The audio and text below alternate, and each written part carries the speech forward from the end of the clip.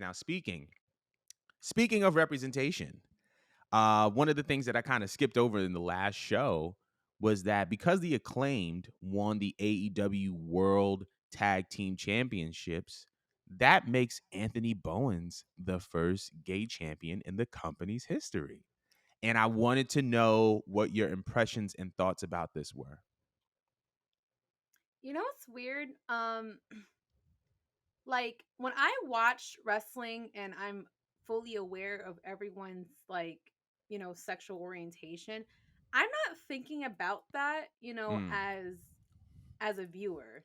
You know what I mean? And especially with the way he carries himself. Like I know he has a gimmick that's very playful and it does kind of give you a bit of those undertones, but he's not so like forward with it and I don't like hmm really think about it. And it didn't register until you actually mentioned it. And it's like it's pretty fucking awesome because I know Right. there's a lot of fans out there that are part of the LGBT plus community, and it does feel good to see a little bit of representation being shown. It's just like I said, like he does his job so well, and I like how with AEW they don't necessarily make his orientation his entire personality. That. That I feel like is so important because I don't like it when companies make their agendas like so prominent. Like WWE has a habit of doing that for some reason, especially when they were doing their Pride thing over the summer. It came off just like you only momentarily care, like Sonya Deville's probably employed just because they want to say they have a gay female wrestler. You know what I mean? Not that she's bad at her job, she's great at her job and everything. It's just that it just comes off like very agenda-esque because I feel hmm like the only time they mention anything about Sonya is that, hey, we have a gay employee, y'all. She's gay and gay, lesbian. It's the point. Do you like this? Like, you know what I mean?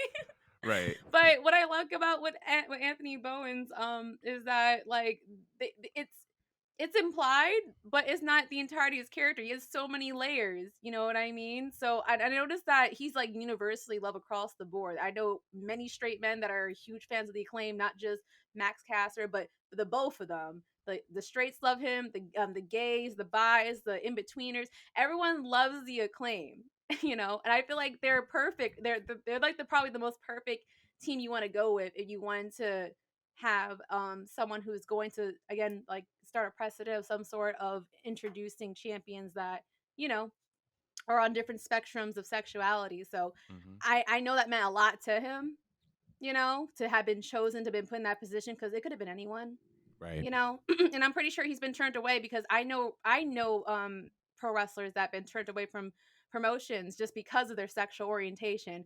But now on live TV, we have somebody who is representing them. When they hold that belt, it's not just for them, it's not just for the AEW crest, for every other pro wrestler that was turned away or felt ashamed or could have been public about their sexuality, because a lot of people just made it seem as if like it's not normal, it's not okay, you got to hide yourself. It kind of just reminds people that it's okay to just be you, like be Right. unapologetically you. You can get yourself anywhere if you just work hard, like we all bleed the same at the end of the day, no matter who you love and who you are, you know? Right. I How do you feel about it? I 100% agree with you. I think that, to kind of piggyback off what you were saying, as far as, there are wrestling companies that feel a little bit performative as it pertains to their advocacy for the LGBTQ plus community. I missed about three letters, um, but for that community, I feel like the advocacy can come across as a little bit performative, and I feel like the reason why Anthony Bowen's win is so successful, or I should say significant, is to him. I believe that he put out a tweet saying, he told his mother that he was going to be successful, and now he has been able to do it. I think that that's very, very important on a Aw. personal standpoint, and I think that that's very, very dope. I think that number two, that the fact that his sexuality is not his whole gimmick or his whole character or his whole personality. I think that that's very important because I think that is very, it goes to show you that gay is not a monolith. And I feel like, even with the way that, if you look at WWE, you look at NXT, you look at Quincy, and he's kind of like their first. I think him and Goldust were like the ones that kind of embody this LGBTQ plus flamboyant persona. And, there are people that are like that out there, but I feel like it's very, very important to kind of showcase that that's not all people that identify as gay.